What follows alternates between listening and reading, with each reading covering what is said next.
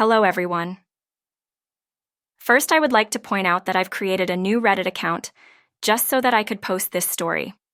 I didn't want to use my regular account as I would like to stay as anonymous as possible, and my post history plus this story will make that difficult. Second, just so you know, English is not my first language, so please excuse me if there are any mistakes.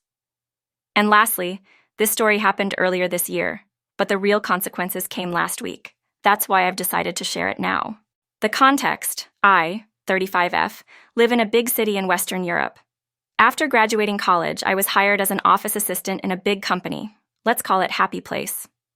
I did my last internship as a student there, and it went so well that I got hired just a few weeks after getting my master's degree. Over the next 10 years, I worked my way up from an assistant to office manager to head of one of the biggest departments. I was not paid a lot of money, but it was above average and the benefits were great. But the main reason I stayed for so long was the people who worked there.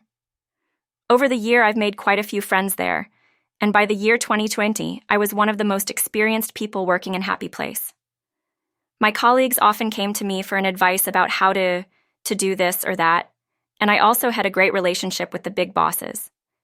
And the cherry on top was that I had the best boss someone can hope for. Let's call her Maggie. Maggie was 10 years older than me, and she was Wonder Woman. She is nice, professional, cool, helpful, and has a heart of gold. I've worked with her during my whole time at Happy Place, and the last 4 years she was my direct supervisor. I loved her.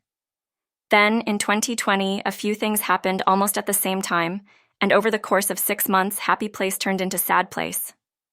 First, the company hired a new HR lady, Karen. She was the worst.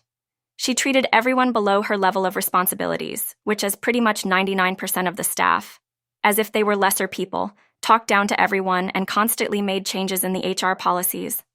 She implemented quite a few new rules which lead to us losing some of the benefits that we liked, like free lunches, paid time off to go to the doctor's office during office hours, etc. But the CEO of the company trusted her for some reason, and soon he stopped taking meeting with the staff, making Karen the only person who could make decisions regarding the staff, which meant that Noon could actually complain about her, and we slowly started feeling helpless. Second, Maggie was promoted to a different field, the one she actually wanted to work in, so I cannot be mad at her for leaving. And she got replaced by Susan as my new supervisor. Susan was cool, but she was my age and with less experience, which did not make much sense. So even though on paper she was the one in charge, I was the one constantly explaining to her how things worked and what needed to be done, while she took the credit. And lastly, COVID. Our line of work was highly impacted by the pandemic, so the whole year 2020, I was working under an enormous amount of stress, taking almost no vacation time, doing my job and some of Susan's job, as at some point she went on a medical leave, and some of my coworkers' jobs, as some colleagues cracked under the tension and quit, but no one got hired to replace them. But despite all of the hard work, I did not receive any pandemic-related bonus, which was weird since some of my coworkers let it slip that they got a 1,000 euro bonus for achievements during the pandemic. The compliance? So given all the events of 2020, in January 2021, I've decided that enough was enough.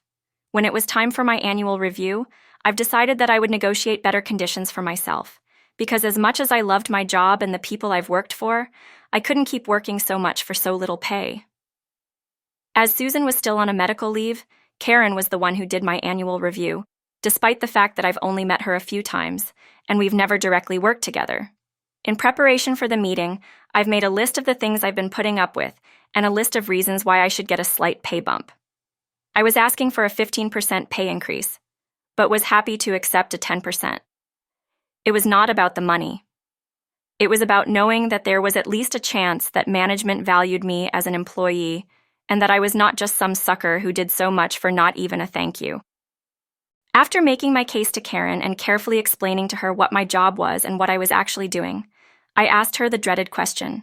She looked at me, smiled, and said, "OP, I appreciate everything you've been doing for the company, and we value you as an employee.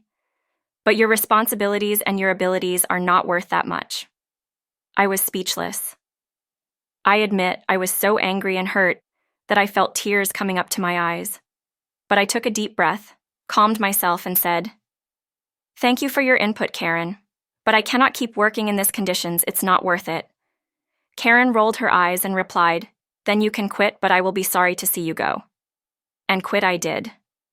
You see, there were two things Karen did not know. First, as explained, I was a highly valued employee with a great reputation and over 10 years of experience in the field. In our field, reputation is important, and for the last 2 years, I've been receiving job offers from competitors. I always refused because I loved working for Happy Place. But since the events of 2020, I started taking interviews, checking what else was out there. And just before my meeting with Karen, I did an interview with Cool Company, who offered me a 60% raise to do the same job as I did for Happy Place. CCOD. Remember how I said I took almost no vacation days in 2020? So by January of 2021, I had over 2 months of paid leave available. I checked with the HR, not Karen, the week before my annual review, and they confirmed to me in writing that I was free to take my vacation days whenever I wanted. So, I did exactly what Karen told me to do. I quit. I put in my 2 months' notice and took my 2 months' vacation, which meant that I came to work for only 1 day to clean out my office and say goodbye before leaving for good. I felt bad because I left so many of my colleagues in a really bad position, since they now had to do my job. But they all assured me that they understood and that they would have done the same thing. The cherry on top. Last week, my boss at Cool Company walked into my office and said, OP, you know Jen from HR is retiring soon, right? We did interviews to replace her, and one of the candidates is Karen. She seems competent but asks for quite a lot of money. You and her work together, right? What's she like? Do you think she deserves to be paid more than we initially offered? I said, Boss, you have a few minutes? Great. Let me tell you a story. After hearing my very honest opinion of Karen, Boss Man laughed and said, Okay, good to know. I think we will tell her that she is not the right fit for us. Thanks, OP. As soon as Boss Man left my office, I sent an email to my friend Lori from HR, who was in charge of replying to candidates. I also told her the story and asked her to keep me informed if there is any development with the whole Karen applies to Cool Company thing. A few hours later, I got an email from Lori. Turns out she copied me to her official reply to Karen. It read, Dear Karen, thank you for your interest in working for Cool Company. After careful consideration, we regret to inform you that in our opinion, your responsibilities and your abilities are not worth that much. I brought Lori a big chocolate cookie the next day. Thank you all for reading. Have a great day, and remember, don't let Karens ruin your sense of self-worth.